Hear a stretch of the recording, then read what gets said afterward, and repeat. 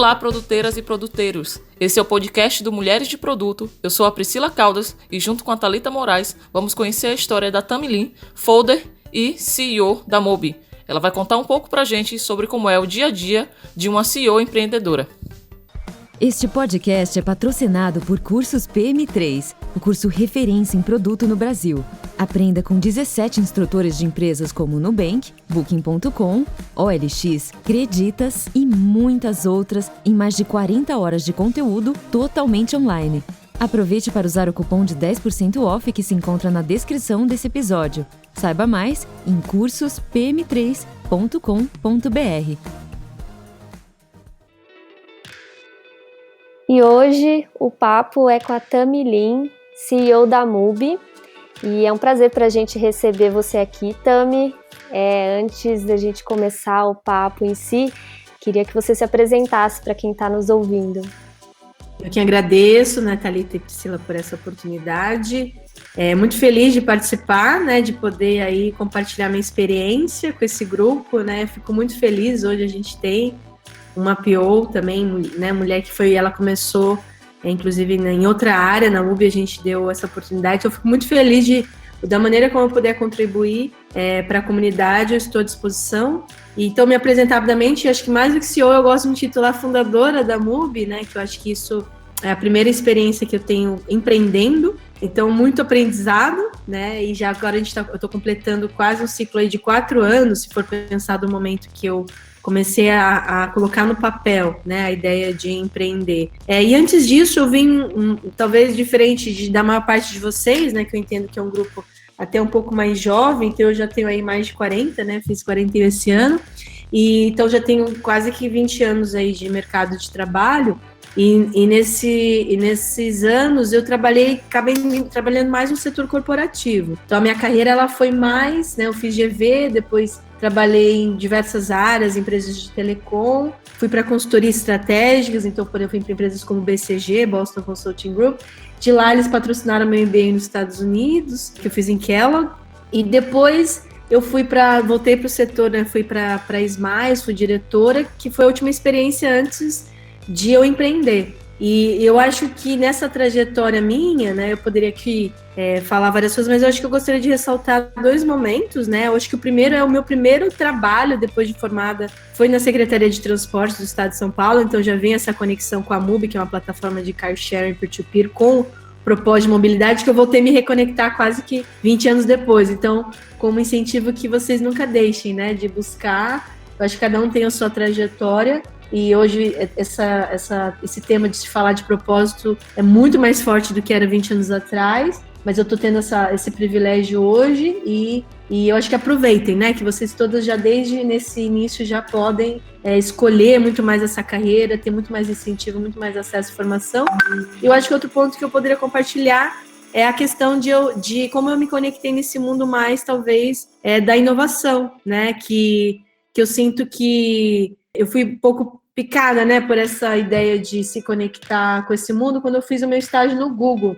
Durante o meu MBA, eu fiz meu estágio no Google lá em Mountain View, na sede, na área de marketing, né, então não era muito na área de tecnologia, mas naquele momento não tinha aplicativo, né, não tinha ainda tanta coisa, o Android ainda não era nem relevante, era menos de 10% de mercado.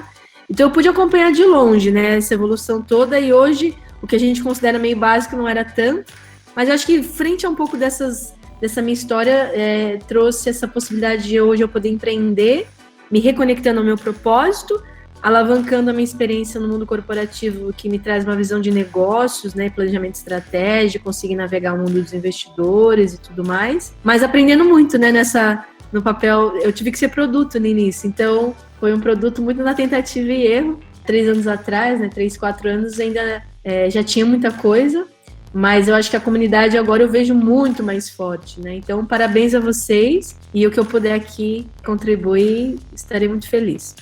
Obrigada mais uma vez. Nossa, eu tô super feliz da gente ter conseguido agendar esse papo. Com certeza a sua experiência vai ajudar outras mulheres também a se inspirarem, né? A gente carece de referências femininas, principalmente em cargos mais altos de liderança. Então é muito legal ter você aqui compartilhando suas experiências com a gente. E aí eu queria pegar um gancho que você comentou já de propósito, né? Realmente hoje em dia a gente fala bastante de propósito.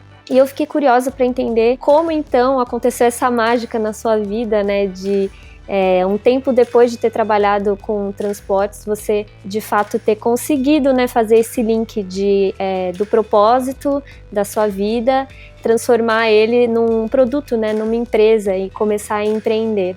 Como é que foi isso para você? Então, eu acho que não foi assim de um dia para o outro, né? Eu acho que é sempre um processo que começa de dentro, né? A gente hoje lê tanto esses livros, né? Mas eu sinto que, para mim, que eu vinha de um mundo bem corporativo, eu não tinha muito essa clareza, né, de que eu queria ser empreendedora. Tanto que quando eu fiz meu MBA, foi ali entre 2009 e 2011, nos Estados Unidos, né, ainda eu tendo feito estágio no Google, não existia esse termo startup, né, então há 10 anos atrás isso não existia. E mesmo as aulas de empreendedorismo, elas eram muito ligadas à fábrica, né, a outro tipo de empreendedorismo, mas até de capital intensivo. Existia pouca coisa ali se pensar em serviços, muito menos em tecnologia. E eu acho que no final, eu desde aquela época, né, eu acho que não é um processo, esse questionamento que a gente tem, que eu acho que hoje a geração de vocês já nasce com essa liberdade maior, né, pensar que eu ainda, no momento de escolher a faculdade, eu ainda tive uma pressão da sociedade, que inclui a minha família, a escola, eu era meio CDF, mas tinha pressão para eu ser o quê? Advogada, médica, né, principalmente isso, ou engenheira. Meu irmão tinha feito poli e queria que eu fizesse engenharia. Quando eu falei que não, vou fazer administração, porque eu sonhava em ser executiva, eu vi os filmes de Hollywood, eu adorava, me via em Wall Street, me vestia no Taie, que em algum momento isso se concretizou, mas você vê que eu tive, nem todo mundo consegue ter essa força de vontade, talvez essa força para ir contra, né, essas questões da sociedade, e por sorte eu tinha essa força, né, de ir contra o que o meu irmão me influenciou, que meus pais queriam que eu fosse juíza. E que todos os professores falavam que eu tinha que fazer medicina para não desperdiçar a minha inteligência. Talvez foi um privilégio que eu deixei alguma nessa chama interna minha sempre ficar acesa, né? De eu me permitir estar ali entendendo o que era esse meu propósito. Mas ainda não vem tão claro, né? Eu acabei indo para a administração te abre um universo de possibilidades de carreira, e eu fui também tateando, né? Então eu fiz um estágio na Natura, que é uma empresa que eu amei por todo o seu propósito social. Então eu já fui desde aquela época, né, até na GV eu era considerada comunista em algum momento, porque eu tinha já esse lado um pouco mais social, mas em algum momento eu fui para o governo, né, eu vi que no final não conseguia fazer muita coisa naquele momento, como analista, sem nenhum poder de influência, sem pouca experiência de articulação, e aí eu lembro que naquele momento eu fiquei com uma ideia assim, eu acho que eu tenho que ir para o setor privado, desenvolver uma carreira de sucesso, e eu volto a me conectar com essa minha causa no futuro. E eu acho que acaba acontecendo isso um pouco, né? Em algum momento eu me perdi no sentido, entrei na carreira corporativa, no mundo executivo, me realizei muito, porque eu também consegui ver que eu tinha ali habilidades e me dava bem no mundo da consultoria, no mundo das empresas. Como eu falei, eu sonhava com aquela mesa dos CEOs, né? Que a primeira vez que eu fui com 23 anos numa apresentação na GVT em Curitiba para o CEO, que depois foi CEO da GVT, virou CEO da Vivo, né? Imagina, foi capa de revista. E o Amos, que é um israelense. Então, imagina que eu tive a oportunidade com 23 anos, né? E realizar parte desse sonho que eu tinha, que era né, poder estar ali numa mesa de decisões no mundo. Então, eu tinha já algo que eu me realizava nesse mundo dos negócios. Então, eu não me afastei tanto. Mas eu trabalhei para empresas do setor privado, né? Então, que não tinha tanto essa causa tão clara. Então, assim, quando eu não tinha muita clareza, e em algum momento eu me joguei ali, e aí, obviamente, a gente também, quando a gente vai lá e acumula essa experiência, acumula um pouco de capital, acaba a gente podendo ter essa liberdade, né? Porque eu digo para todo mundo, né? Muita gente, startup, unicórnio, né? Vai ficar... Gente, virar empreendedor nos primeiros anos é um voto de pobreza. Você não vai ganhar dinheiro, né? Obviamente tem alguns casos, pessoas brilhantes que no primeiro empreendedorismo consegue vender empresa e ganhar milhões, mas eu acho que isso aqui é um percentual muito pequeno da população, né? E eu não entrei nessa categoria ainda, né? Que já fiz, já vendi, já fiquei milionária, não é. E hoje eu ganho muito menos, não ganho 20% que eu ganhava, né? No mundo corporativo, que eu tinha uma série de benefícios, carro, né? E assim por diante. Hoje eu tenho minha bicicleta, né? Então, mas é muito mais realizada. Eu acho que isso é de cada um. Mas eu acho que, assim, essa questão do propósito não foi de um dia para o outro, né? Eu acho que essa trajetória de toda essa vida profissional Só que talvez a diferença é que nos últimos anos, quando eu fui para o MBA já com 30 anos, ou seja, mais de 10 anos atrás, eu já tinha essa inquietação, né? Que eu falei, meu Deus, qual que é o meu propósito, né? O que eu vou fazer? E aí eu fui para o Google, eu fui para a ONU, né? Eu fui tentar várias coisas diferentes, experimentando, né? Então eu fiz um trabalho na África, eu falei, será que eu vou para a ONG, para a fundação? E eu falei, bom, mas também acho que não é essa a minha praia. Então é um processo, né? Mas eu acho que no meu caso, eu tentei muito processo de experimentação, né? Eu fui para uma ONU e vi que não era isso. Eu fui para o Google também, não fui feliz no Google, gente. O Google também não é para todo mundo, né? Então, eu acho que assim, cada um tem essa sua trajetória, mas eu acho que no meu caso, eu intensifiquei essa busca nos últimos 5 anos, né? Então foi desde 2014, né, 13, que eu comecei a procurar coach, terapia. Enquanto eu estava como diretora na Smiles, eu dediquei muito tempo nesse processo de descoberta, né, que é o autoconhecimento. E aí, daí, eu também não veio a resposta, nossa, você é empreendedora. Não é assim, né? Mas pelo menos eu sabia assim, não é ficar no mundo corporativo que eu vou encontrar. Então, o que eu tinha feito? Eu pedi demissão da Smiles, eu ia tirar um sabático, e é o que a gente chama de copo, né, esvaziar o copo. Eu acho que talvez quando a gente não tem certeza do que a gente quer, se pelo menos a gente encara essa realidade, né, mas a gente cria esse espaço para esse vazio, que ele é incômodo, né, mas se você não der esse espaço para um vazio, para uma reflexão, que acho que essa pandemia força, né, todo mundo a ter essa possibilidade, então eu espero que todo mundo esteja aproveitando para se dedicar a explorar o máximo sobre si mesmo, né. Então eu tive isso ao longo de 3 anos, muito intensos, de muito autoconhecimento.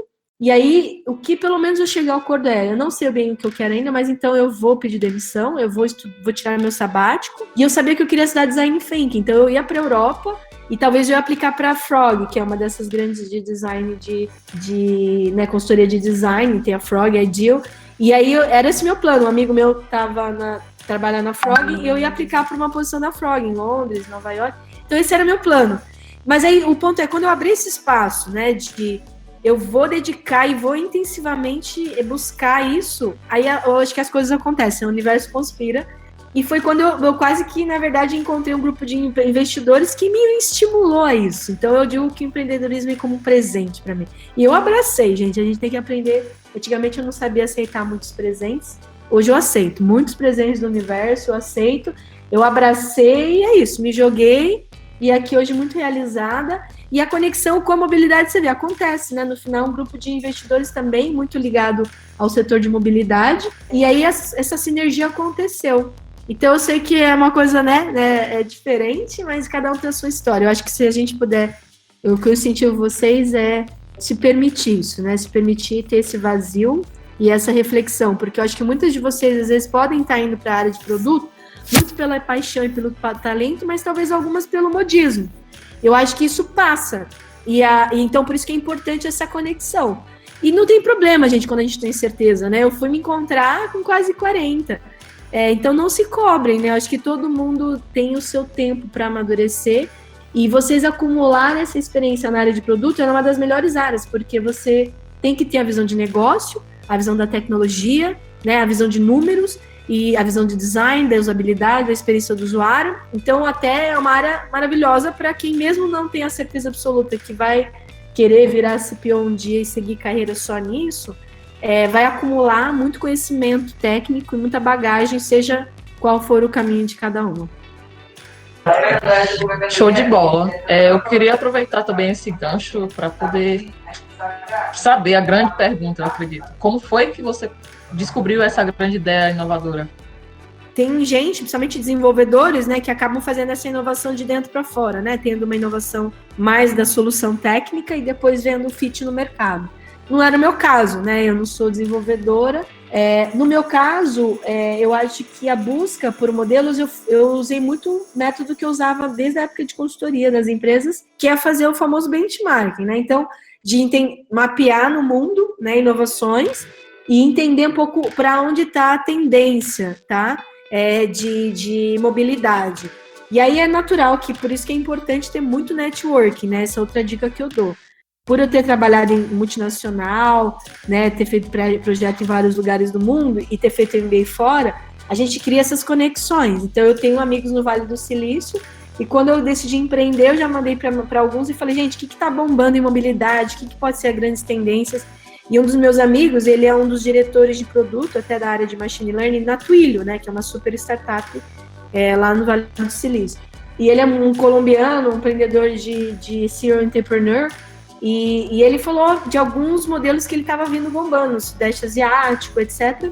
E aí eu comecei a estudar esses modelos, e foi daí que eu cheguei no car sharing, que era uma das grandes tendências quando a gente falava em tendências do futuro, porque o car sharing, ele, principalmente o peer-to-peer, ele junta a tendência da mobilidade, né, que eu acho que é a questão do share economy, né, de você sair dessa questão da posse para a experiência, a questão também de toda essa parte que a Tesla já estava mostrando essa tendência, né, de você já fazer aquisição de carro, já pensar no carro compartilhado, e se tiver carro autônomo não tem problema, porque a Mubi ela está fazendo a intermediação, né, então eu acho que a gente já estava tentando entender que a gente já estaria se posicionando numa camada que, independente de como a indústria toda automobilística se transformaria, isso não nos impacta, né? Porque a gente está criando toda essa expertise da relação com o usuário, essa expertise de intermediação, essa expertise da experiência digital, né? E dessa interface com os usuários. E não de comprar carro e fazer a gestão e manutenção dos carros. Então, a gente já... É um dos modelos, além disso, com impacto social, né? Que o modelo peer-to-peer, a gente tira impacto ambiental, tira carros das ruas, gera renda para as pessoas. Então, foi muito... Acho que principalmente a questão do benchmark. E também, obviamente, eu já tinha uma bagagem no mundo de negócios, eu sabia fazer business plan. Então, eu sabia colocar no Excel, modelar as coisas, entender... E eu acabei escolhendo os modelos mais difíceis, tá, gente? Eu digo isso, são os modelos mais difíceis. Recentemente eu tive na Apple lá né, que eu acho que é uma coisa legal de falar para vocês, é um programa da Apple de apoio a empreendedoras, né, mulheres, startups fundadas por mulheres e que tenham pelo menos uma engenheira mulher. E foram 12 startups do mundo selecionadas. A gente ficou 2 meses de mentoria lá no Apple Park, foi maravilhoso. Então, mais um reforço, né, de que a gente está no caminho certo, nosso código é nativo. E aí, eu lembro que muitas das pessoas da Apple vieram falar comigo, falaram, gente, a gente está, acho que há 2 anos fazendo esse programa, né, e eu nunca vi uma startup com uma operação tão completa, né, porque é complexa, porque geralmente é um game, ou é algo de uma inovação menos complexa no lado de operações. Então fica a dica aí também, gente. Se alguém quer menos trabalho, quando for empreender, faz uma coisa com menos complexidade. Mas, por outro lado, é aquilo, né? Se não tem de disrupção, fácil também, né? Então, se é para causar disrupção no setor automotivo, vai ser isso aqui. E aí dá trabalho. Queria voltar num ponto que você comentou de autoconhecimento. Na minha opinião, é algo que acho que cada vez mais no mercado de trabalho a gente tem que falar sobre isso, porque a gente não é simplesmente pessoas que estão trabalhando, né? A gente é mais, né, do que isso.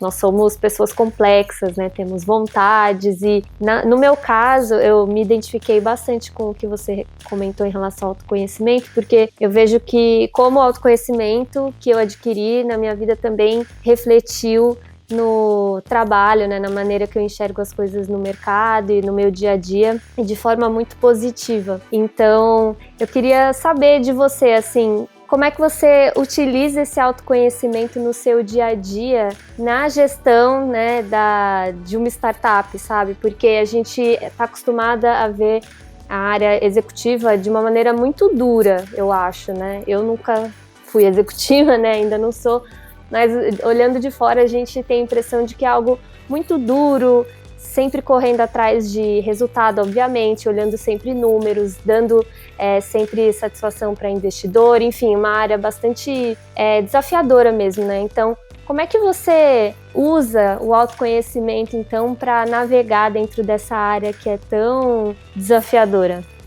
Não, eu acho que é um trabalho de uma evolução constante. Estou aprendendo ainda, né? Mas o que eu posso dizer é que eu estou em outro ciclo. Eu acho que quando eu comecei o trabalho de coach, de terapia, com uma série de uma rede de apoio para essas reflexões, né, do quais seriam meus próximos passos, eu tinha muito um desejo de mudar o meu estilo, né, de liderança. Porque quando eu fui de consultoria, era um modelo muito duro, bem isso que você falou. E eu já fui, tá, gente? Ainda tem o meu lado que precisa, né? porque eu acho que quando a gente está falando disso, né, de uma organização e que tem que, de alguma maneira, dar lucro, porque senão ela não se sustenta, né, a gente tem que ter uma rigidez, né, numa rigidez ou uma seriedade profissional que ela é necessária para aquele objetivo, né, que é colocar uma operação e em algum momento dar lucro e dar um retorno ao acionista. Então, essa obrigação, ela precisa existir e tem que ter um equilíbrio saudável, né? O que eu tenho comprado a causa é que por que a gente não pode ter algo, né, que dê lucro e que tenha impacto social e sustentável? Eu acho que isso é o que está na moda também, chamado de impacting, invest, né? E eu venho sendo procurada até por várias aceleradoras de impacto, né, de que eles chamam Impact Investing, que é exatamente isso, por que não investir em startups que vão dar lucro, mas que elas também têm um impacto social, ambiental, né? Então, eu acho que o que eu tenho descoberto muito é que eu sou uma pessoa que conseguiria ajudar a achar esses modelos, dado a minha experiência, né, os meus anos de experiência no mundo corporativo, e falar a linguagem, da velha economia, né, falar a linguagem dos investidores, e entender esse novo mundo de onde vocês estão, né, que é essa pegada de uma nova maneira de trabalhar, né, que muito se fala do ágil, do horário flexível, o que for. Então, é um desafio que é você achar esse equilíbrio, né?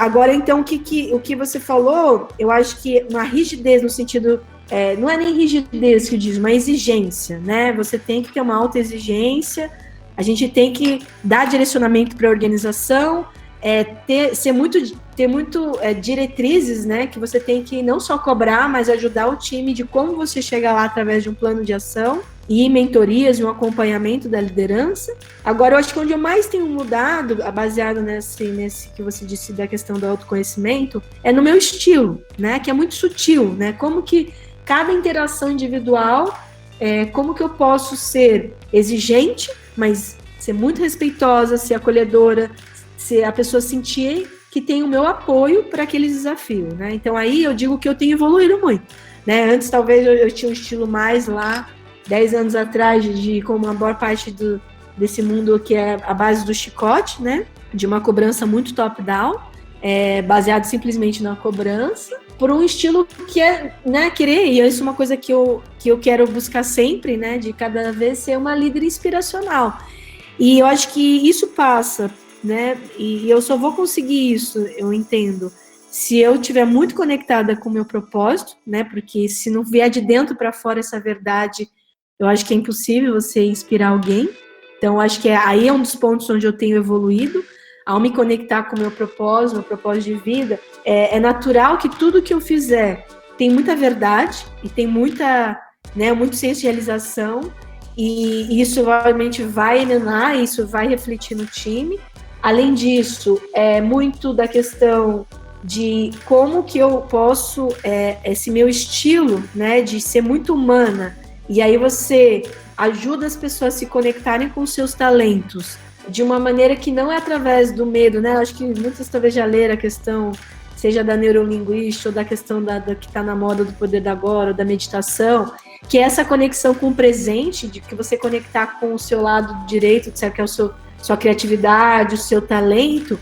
Então, eu acho que isso é onde eu tenho tentado aplicar, né? Que quando eu sinto que a pessoa está indo muito para o lado esquerdo, da mente dominada, do medo, entrar num loop de insegurança, entrar num loop, né, mais do negativo, né, com o fato do que a mente faz, pegar o passado, projetar o futuro, eu tenho tentado aplicar minha vida e aí junto com o time, essa questão muito do presente, né? Vamos aproveitar o presente, vamos fazer cada coisa que a gente puder fazer no produto com muita que eles chamam, né, joy, assim, com muita realização, com muita presença, desfrutando da jornada, né? Você desfrutar da jornada, então não só pensar no fim, né? Então, como que a gente faz? E é muito bonito você ver como isso pode refletir no time, né? Quando o time compra o propósito, o tal ágil acontece, gente, porque esse negócio do ágil, eu vou te falar, viu? A gente vê um monte de coisa na literatura, mas na hora de ver a coisa acontecer, né? Porque, você sabe que o desenvolvedor, ele pode falar que o negócio vai demorar uma semana ou 2 meses, e você não vai saber controlar. A qualidade do código, a arquitetura, o quanto que vai refaturar, isso fica na mão do desenvolvedor, da desenvolvedora. Então, assim, como que você traz e traz essas pessoas para entender realmente o propósito, que não precisa ser perfeito, que é importante que quanto antes a gente trazer algo que ajuda o cliente, vai ajudar a gerar renda lá para a pessoa que está sem renda nesse período de pandemia. Então, quando a pessoa se conecta com esse propósito, que é no caso da MUBI, né, de oferecer uma renda complementar a pessoas e gerar a possibilidade de alugar um carro sem um calção. Então, a gente inclui muita gente marginalizada de locadoras e a gente usa muita tecnologia, né, de antifraude, etc., para evitar, né, uma alta sinistralidade, etc., em função de ser menos criteriosos, né, em relação ao mercado tradicional. É muito bonito, porque aí você vê que o time se empodera e o time toma as melhores decisões. E isso é a beleza, né? Porque eu acho que aí você começa a se agir de fato, né? Na minha visão. E é difícil, gente, não é fácil, né? Eu tô aqui há 3, 4 anos liderando a MUBI, e eu digo que talvez agora a gente vai conseguir chegar a essa conexão, né?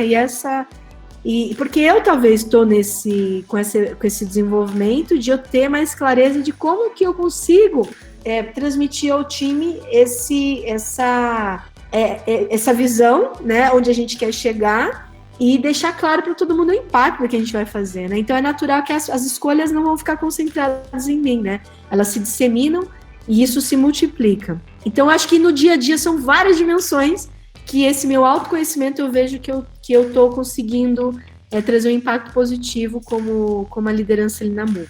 E além, óbvio, né, desse momento de crise, gente, em que eu tive que adotar medidas como boa parte das empresas do país, de licença não remunerada, redução de jornada, eu sinto que quem está na MUBI quer estar na MUBI, né? Porque a empregabilidade no mercado seria altíssima. Então, como que você mantém? Então, isso é outra coisa que eu tenho orgulho, né? Como que você mantém um time unido e ali leve, feliz, mesmo num cenário tão difícil, né? Em que as nossas receitas foram extremamente impactadas. Então, para mim, eu acho que eu fico muito feliz de poder estar cada dia evoluindo, né? Como líder, e sentir que hoje eu tenho esse time maravilhoso junto, né? E em parte por eu ter evoluído um pouco nesse meu próprio autoconhecimento e estar constantemente tentando melhorar as minhas ferramentas, né? O meu papel como líder ali, as minhas interações e o meu direcionamento para o time.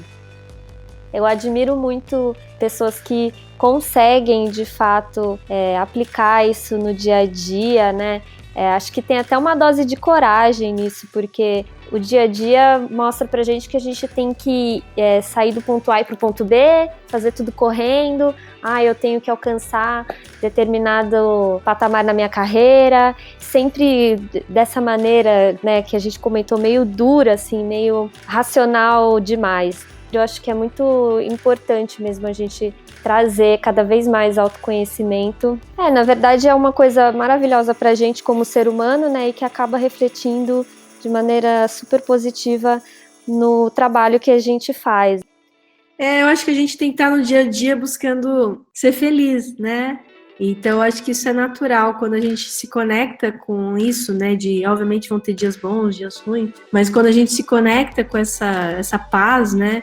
E com essa clareza de, puxa, o propósito de tudo isso é isso, eu acho que isso faz com que a gente, né, tem tanta gente, hoje, né, quando a gente fala que a doença do próximo século, né, passando da pandemia, é a depressão, eu vejo muito isso, né, porque a depressão, sei lá, me parece mais algo doença de espírito, e hoje uma frase que alguém me falou me marcou muito, que no final a maior parte das doenças hoje estão sendo geradas dentro das empresas, né? Pelo nível de estresse e das relações, muitas vezes, de falta de respeito, né? E isso gera muito sofrimento nas pessoas. Então, eu sinto que o que a gente precisa buscar nas nossas relações é isso, né? É uma relação saudável, uma relação que a gente está fazendo algo com muita alegria, né? Apesar dos dias difíceis e sendo exigente, né? Como eu falei, mas tudo com muito respeito, né? Então, acho que isso é a dica que eu dou também para vocês, na relação de vocês com os times, sempre, que a gente consiga, é difícil, né? Trazer esse equilíbrio o papel de produto, eu sinto que está ali, né? Num papel muito crítico, que vocês têm que fazer gestão de muitos stakeholders, né? De para cima, para baixo, para o lado, e vários tipos de perfis de pessoas, né? Desde dos engenheiros até, talvez, alguns stakeholders mais da área de negócio, vice-presidentes, diretores. Então, pode ser um grande gerador de estresse, né, esse lugar. Mas eu acho que é isso, quando a gente se conecta com essa clareza, putz, tudo que nós estamos construindo é bacana porque vai ajudar isso e aquilo no produto e vai gerar esse impacto, né, tudo fica muito mais leve, né? Então eu acho que esse convite que eu faço para vocês sempre explorarem esse caminho. Então, é super importante isso que você está falando, né? E, assim, baseado no momento que a gente está vivendo, eu queria saber exatamente... Algumas coisas você já falou, né? Mas eu queria deixar mais claro para os nossos ouvintes, né?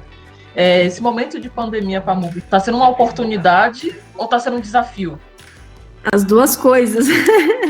Eu vou dizer que esses 3, 4 meses, né, incluíram algumas das semanas mais difíceis da minha vida profissional. E eu acho que se eu não tivesse com essa conexão, como eu falei, essa leveza, né, de paz, né, do que eu estou fazendo e a clareza do que eu estou fazendo, eu acho que teria sido muito difícil, né, lidar com essa crise, porque a nossa receita foi muito impactada, né, não chegou a zero, mas ela com certeza foi muito impactada ali, acima de 50%. Então, é muito difícil, né? Porque eu acho que não só eu, mas a maior parte dos grandes empresários tradicionais, empreendedores, todos foram impactados.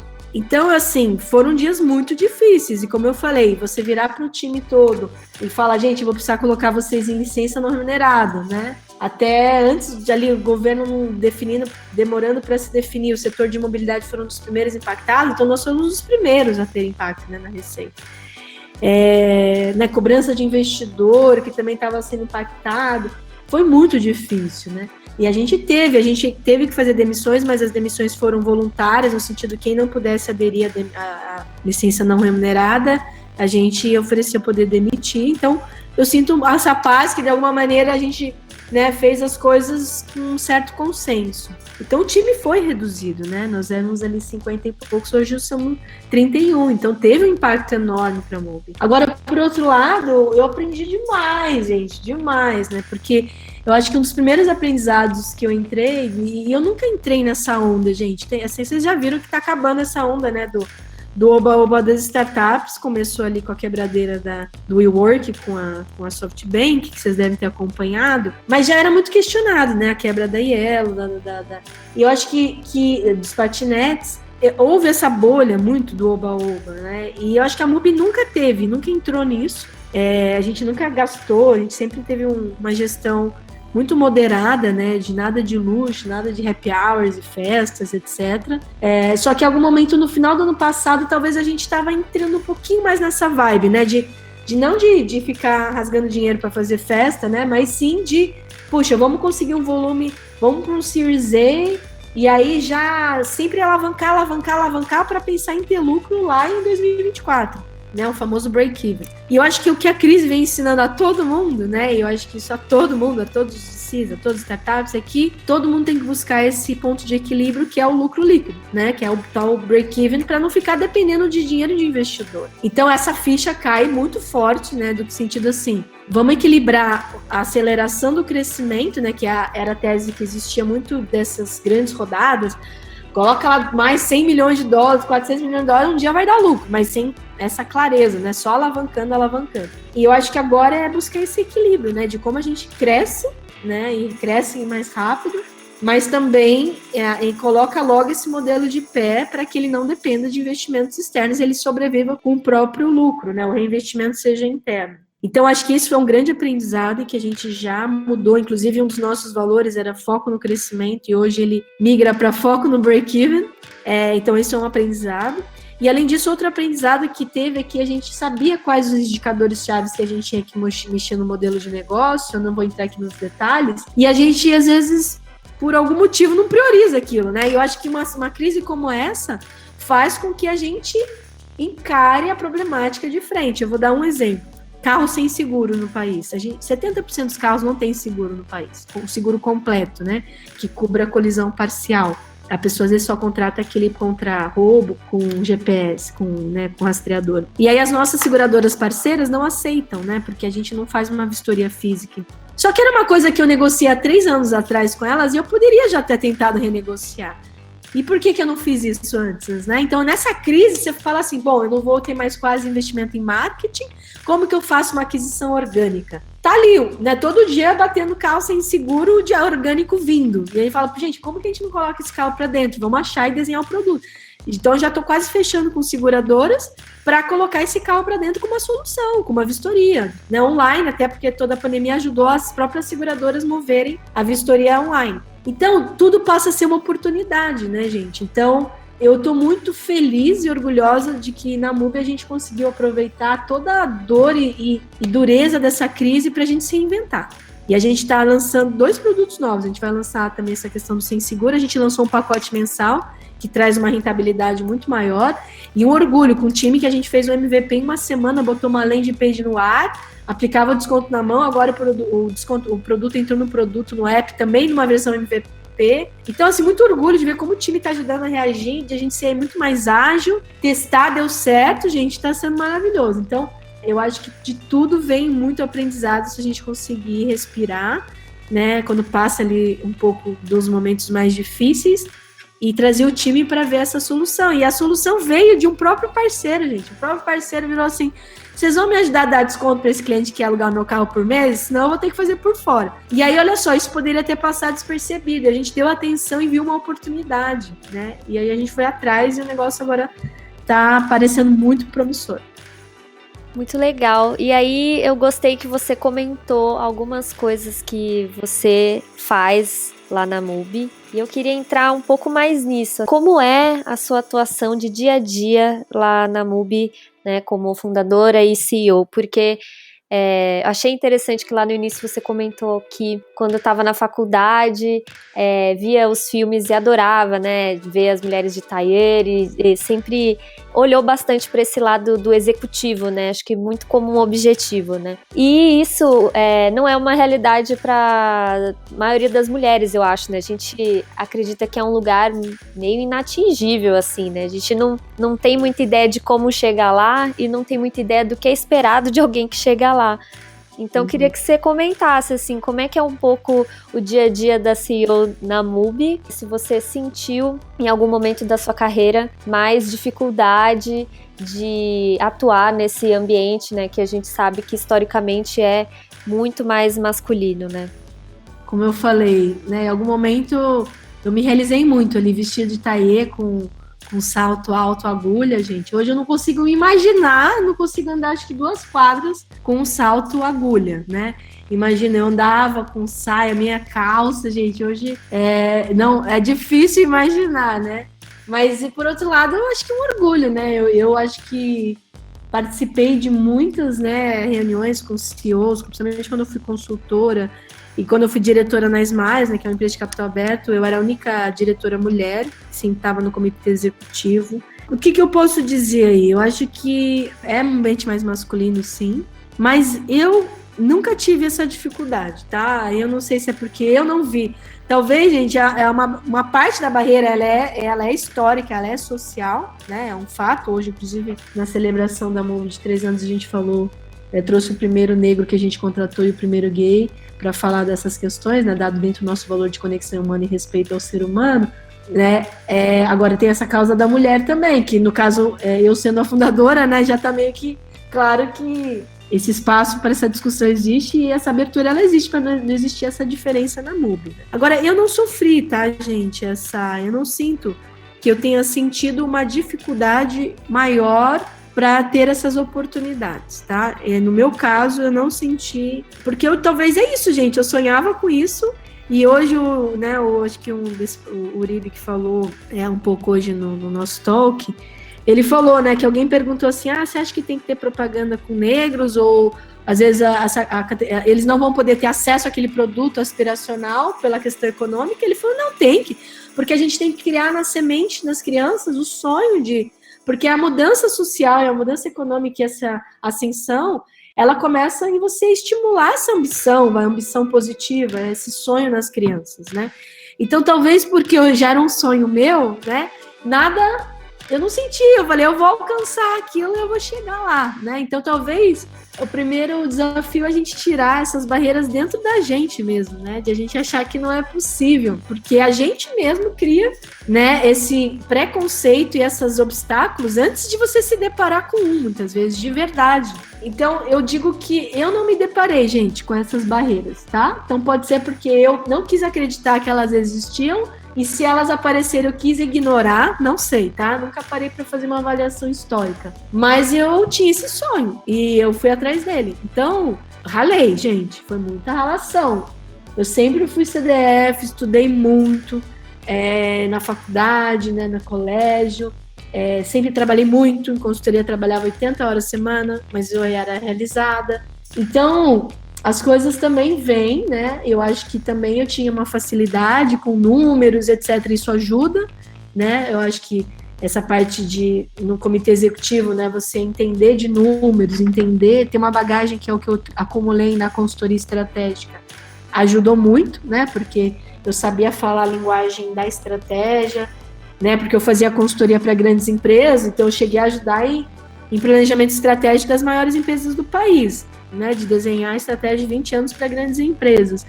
Então, isso fez com que eu me sentisse um pouco mais confortável à medida que eu sentei pela primeira vez no comitê executivo só com homens, porque eu tinha essa bagagem de negócios. Então, depende muito de vocês, né? Eu sinto assim, um CPO é uma carreira executiva, só que aí tem que separar, né? Hoje, o CPO de uma startup como a MUBI, né? Eu nem tenho um CPO porque a gente é pequeno ainda, não se compara, obviamente, a uma cadeira de um CPO, né, um CTO, né, de uma empresa de capital aberto, né, que tem 1.000, 2.000 funcionários, faturando bilhões.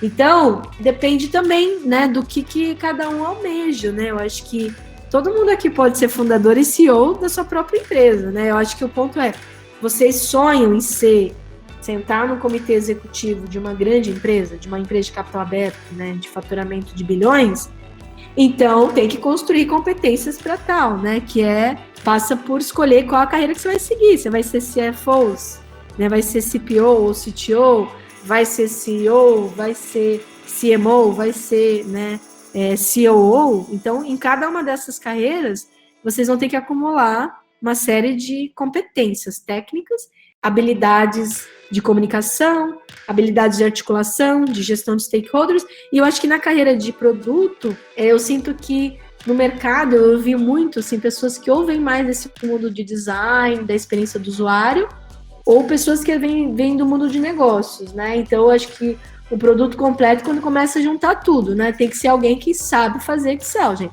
O produto, na minha visão, tem que saber planilhar, tem que saber fazer um plano de negócio, tem que fazer a projeção de um produto, tem que saber acompanhar números, tem que saber calcular o funil. Então, além disso, tem que saber falar com o designer, né, para entender toda a questão do desenho da experiência e entender o impacto de tudo, quando a gente fala de usabilidade, nos números. O quanto que mexer naquilo impacta no plano de negócio, ou seja, na linha de receita, na linha de custo operacional, na linha de despesas, né? E isso vai impactar como a organização. Então, tem muita coisa que tem que ser acumulada de conhecimento, né? Para essa ascensão numa empresa corporativa, né? Mesmo numa startup. Então, acho que não tenho, como eu falei de novo, uma fórmula. O que eu posso compartilhar é isso. Primeiro, tirem qualquer barreira de vocês mesmos, né? De que não é possível. Segundo, vejam se esse é o sonho de vocês, né? E terceiro, se sim, vão acumular competências que vão ajudar nisso, né? No meu caso, quando eu não tinha certeza do que eu queria, eu sempre falava, bom, vou estudar, vou seguir essa carreira de negócios, que é o que eu já tinha uma paixão, e resultou nisso, né? Que isso foi me permitindo. Eu fui diretora na época de CRM e de qualidade e de desenvolvimento de novos negócios. Então, e eu fui aprendendo, né? Essa parte de qualidade, na época ali, eu fazia o conceito de qualidade mais né, old school, não pensando de tudo que está hoje na moda, né? De você pensar muito mais ali de uma maneira ágil a experiência do cliente, era muito do antigo processo de você olhar lá os chamados, qualificar, etc. Tentar achar a causa raiz, né, dos problemas. E então, assim, eu acho que como você falou, é masculino sim, mas vamos tirar a barreira da gente mesmo, gente, para começar, né? E se deparar com obstáculos, é não desistir, né? Eu sei que é fácil falar às vezes, mas acreditar em você, gente, em ser feliz e fazer o que gosta, e que eu acho que as coisas vão acontecendo, né? Mas aí muito conectado com o que cada um gosta, né? E eu acho que na MUBI, né, o que eu trago desse mundo e o que eu tenho feito de novo, lá na MUBI a gente tirar o sapato, né? Quem foi lá no talk viu. Então imagina, não era mais, né, a executiva em tailleur, com meia calça e salto agulha, mas sim eu ali de meia, descalça, né? É uma cultura não hierárquica, então quando você cria uma cultura que todo mundo tem acesso e sente a vontade de vir falar com você, então isso é diferente, né, do que eu vivi na minha carreira executiva. No meu time sempre tinha isso, mas nem todas as empresas que eu passei tinham essa cultura. E eu acho que as questões de competências técnicas de negócio é muito parecido, né? Eu tenho que trazer para o papel de CEO e founder a linguagem de investidores, a linguagem, direcionamento para o time. Às vezes eu acho até que eu peco, né, em muita coisa informal. Eu acho que a gente até está trabalhando agora com a liderança de criar um pouco mais de disciplina, em escopo, em apresentação, em follow-up das frentes, né? E mais direcionamento do meu lado. E eu acho que com o time, gente, a beleza de a gente ser fundadora de uma empresa que tudo aquilo a gente não pode mais reclamar, né? Do lugar que a gente tá, porque que não é assim na assado, é total responsabilidade minha abrir o espaço e fazer acontecer aquilo que eu acredito, né? Então, uma cultura de respeito, uma cultura de diversidade, uma cultura de inovação, né? Em que o time se empodere para aquilo, né? Uma cultura de transparência, no nosso caso, geramos impacto. Então, gente, eu acho que é isso. A diferença agora, como fundadora, é que eu tenho uma grande responsabilidade, não posso reclamar para ninguém. Então eu tenho que ir lá e fazer acontecer. Então, vem junto com a liberdade, vem muita responsabilidade, né? Então, é isso, gente. Tem que abraçar e fazer o que gosta, porque não é fácil, senão vai ser sempre muito sofrimento, né? E não com fazer essas coisas que são muito difíceis, até com leveza e alegria, né? Então, acho que é por isso que o ponto de partida é essa conexão e fazer a essência de vocês, fazer o que for o talento e o propósito de cada um. Verdade, Tami. E existe uma pesquisa, inclusive, que fala que 70% dos brasileiros apenas existem e de 30% vivem. Então isso é muito forte. Você tá fazendo o que você gosta é uma coisa que faz toda a diferença no seu dia a dia, né, de vida. Queria saber um pouco sobre suas referências, né? Se você teve inspirações, conta pra gente aí como foi que você se descobriu, né? Se existiu alguém que você se espelhava ou realmente você simplesmente se descobriu. Então, naquele momento, eu vou dizer que eu tinha poucas referências, viu, gente? Eu tive muito networking, muita ajuda para empreender, né? No papel de fundadora de uma startup, eu contei com a ajuda de muitos desses fundadores dessas startups conhecidas no Brasil, né? De pequenas e grandes. Então, eu fui muito acolhida pela comunidade e muita gente me ajudou muito, mas muito mesmo, né? Eu lembro que até, por exemplo, o Sérgio Furo da Acreditas, ele, né, a gente almoçava, tomava café, eu fazia as perguntas hoje eu vejo mais básicas e ele ali me ajudando, assim como outras pessoas, tá? O fundador da Dog Hero me ajudou muito também, mas tinha poucas mulheres, viu? Eu tentei acessar a Cristina, né, mas na época já tava aquela loucura no meio, então são poucas mulheres que eu consegui ter acesso, gente, fundadoras de startups. Hoje temos mais algumas, né, que a gente está até tentando se conectar aí, mas até preciso intensificar isso. Então não tive muitas referências, tá, ali, femininas e agora eu digo, então não tive, viu, Priscila? Mas onde eu estou buscando muita inspiração é de lideranças. E eu acho que hoje a minha reflexão são inspirações de líderes mais da humanidade mesmo, né? Gandhi, né? Eu acho que Mandela, toda essa. Eu acho que hoje eu me inspiro mais nesse tipo de liderança, de impactos na humanidade, do que necessariamente nesse mundo empresarial corporativo. Outro dia até vi também o seriado do Bob Kennedy, eu não tinha consciência, né, de como eles abraçaram a causa de minoritários Então, é muito isso. Eu acho que hoje, a minha inspiração hoje, ela é mais nesses grandes líderes aí da humanidade. Nessa vida de Product Manager, a gente acaba passando por vários tipos de empresa, né? Startups são muito diferentes de empresas muito maiores, né? E tudo mais. E no mundo de startup é muito comum reclamações do tipo: o CEO mandou fazer tal coisa, mas o CEO mudou de ideia, etc. Então eu queria entender contigo como é que é a tua relação com o time de produto na MUBI, como é que vocês se conectam aí para construir esses produtos inovadores.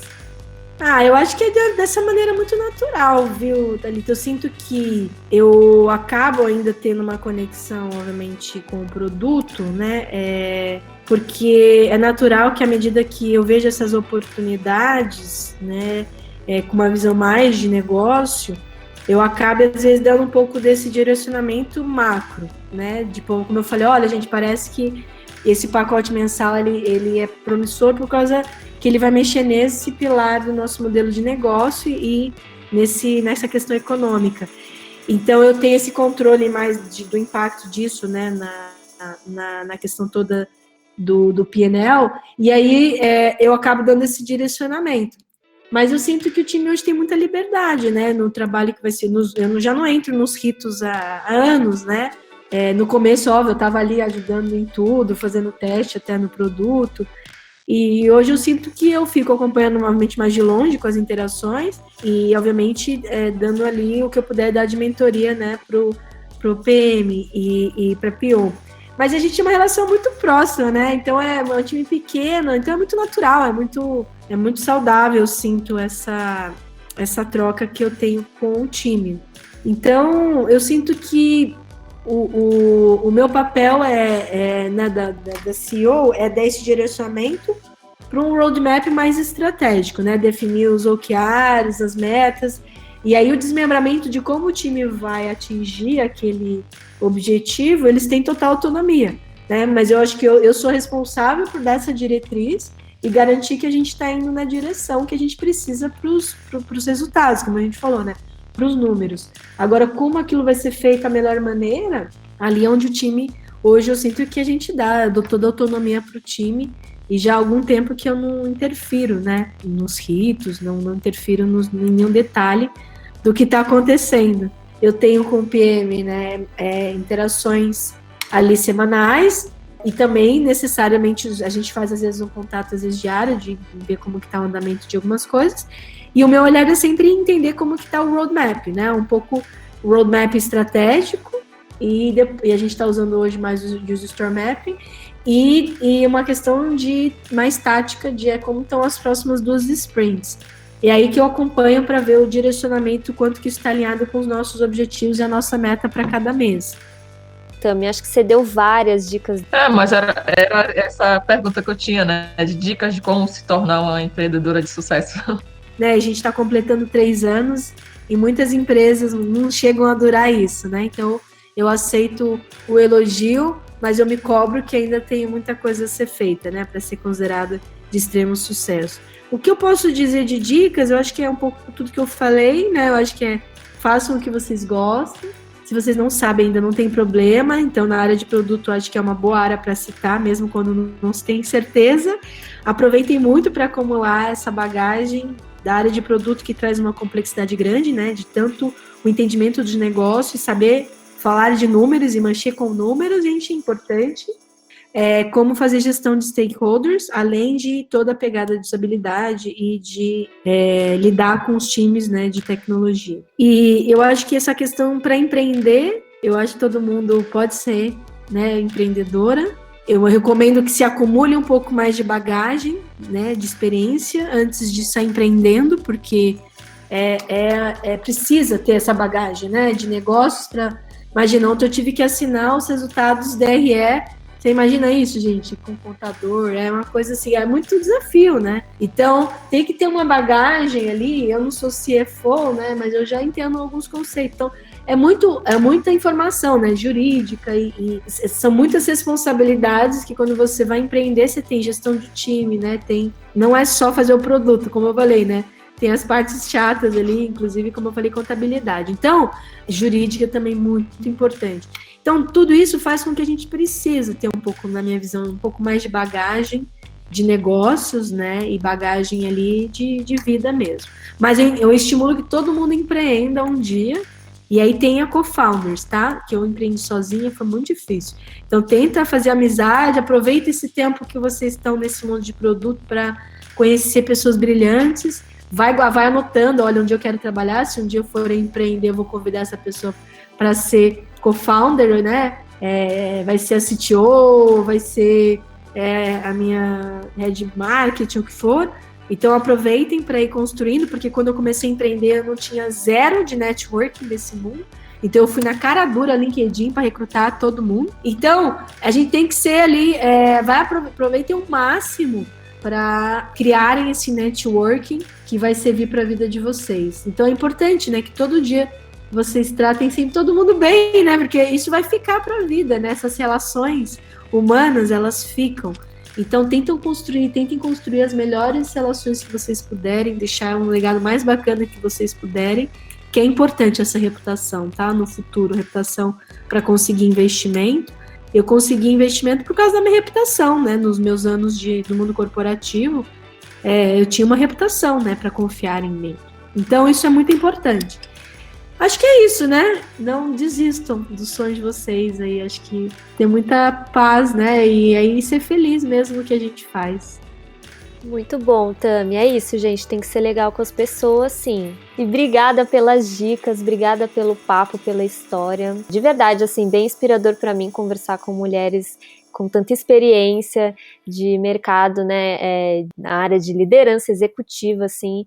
É muito prazeroso te ouvir, tá? Obrigada por compartilhar com a gente e com as ouvintes do nosso podcast aí, essa sua história. Foi um prazer e parabéns de novo para vocês por essa iniciativa que ajude aí muitas mulheres aí na carreira de produto. Contem comigo.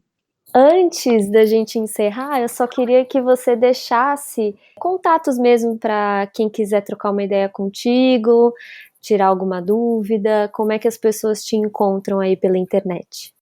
Talvez, nesse momento, eu acho que talvez o LinkedIn é a melhor ferramenta para ter esse histórico, eu sinto, sabe?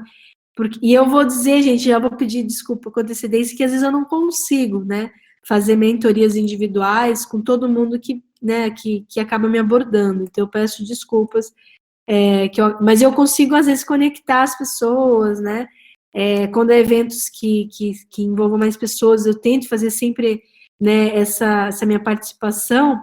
Mas, às vezes, quando a pessoa fala assim, puxa, eu tenho uma ideia, né, vamos validar, eu não consigo, às vezes, né, ajudar todo mundo. Então, eu já peço, já gerencio a expectativa que talvez eu não vou conseguir, né.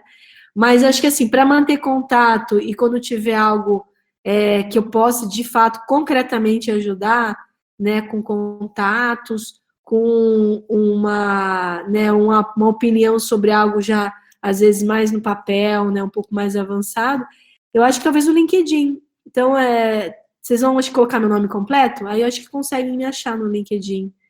Muito, muito, muito obrigada, Tami. De novo, gostei demais do papo. Pri, obrigada também pela parceria sempre, pela companhia. Obrigada a vocês por esse papo enriquecedor. Foi maravilhoso. Obrigada, meninas. Obrigada pela oportunidade. É isso aí, parabéns aí para vocês pela iniciativa.